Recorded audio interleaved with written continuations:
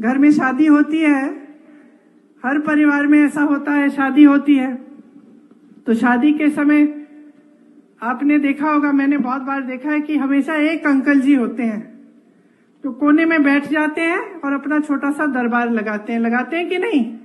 होते हैं ना। जो भी बोर हो रहा होता है वो कहता है कि भाई सुनूं मैं अंकल जी क्या कह रहे हैं, जाके सुनते हैं कि अंकल जी क्या कह रहे हैं, आज कुछ ना कुछ नया तो लाएंगे। और अंकल जी सबको अपना ज्ञान देते रहते हैं, देते हैं कि नहीं, है ना?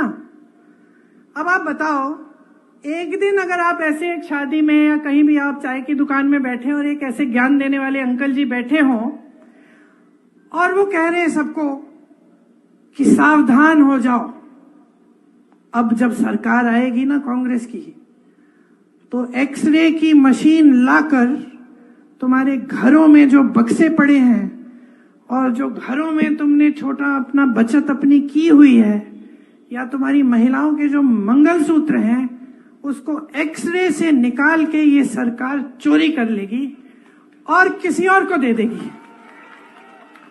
हंस रहे हो ना? मान लो किसी चाय के दुकान में या किसी शादी में किसी ज्ञान देने वाले अंकल ने ऐसी बात कह दी हो तो आप क्या कहते?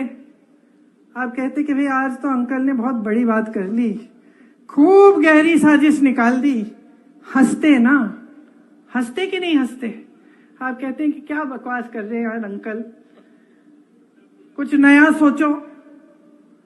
अब देश की परिस्थिति ये हो गई है कि उसी तरह से देश के सबसे बड़े प्रधानमंत्री जी जो सबसे बड़ा पद ले रखे हैं देश में, जिनके पास सबसे ज्यादा सत्ता है, उस पद की गरिमा को, उस पद की गंभीरता को आधार बनाकर ऐसी बकवास की बातें आपके सामने चुनाव तो वो सोच रहे हैं क्योंकि प्रधानमंत्री हैं, क्योंकि पद है, क्योंकि पद की गंभीरता है, वो सोच रहे हैं कि मैं ऐसे ही फिजूल की बातें करूंगा और पब्लिक सोचेगी कि ये सच है। ये सच हो सकता है? आप सोचिए, ये सच हो सकता है कि कोई ऐसा राजनीतिक दल सरकार बनाएगा जिसमें एक्सरे लेके आपके घर के अंदर घुसकर आपके गहने निकाल के किसी और को दे देगा? ये सच हो सकता है? अरे क्या इनको समस्या हो गई है हमारे न्याय पत्र से? क्या समस्या हो गई है? हम न्याय कह रहे हैं इसलिए, हम न्याय दिलवाएंगे इसलिए